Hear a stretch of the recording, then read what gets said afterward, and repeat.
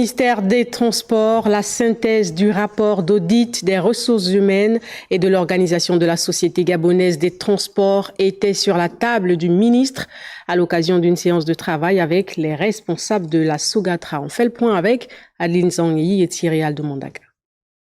En dirigeant cette séance de travail sur la synthèse du rapport d'audit des ressources humaines et de l'Organisation de la Société gabonaise des transports, le ministre des Transports Loïc Ndinga Moudouma n'est pas passé par 4 chemins pour exprimer son mécontentement sur la gestion calamiteuse de cette entreprise. Nous avons tenu à faire la restitution aujourd'hui, notamment sur tous les points d'audit, les constats qui ont été faits sur le dysfonctionnement de l'entreprise.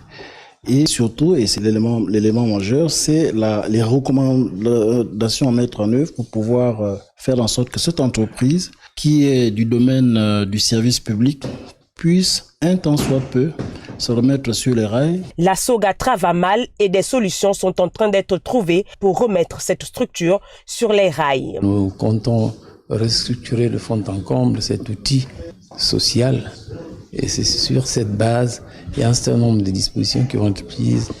Il y aura un nouveau modèle économique viable qui va être proposé à la tutelle afin que les Gabonais se retrouvent transportés correctement. Cet audit vient de confirmer la vision de la Banque mondiale qui avait, il y a quelques années, donné titus à la fermeture de cette entreprise d'État de plus de 1000 agents.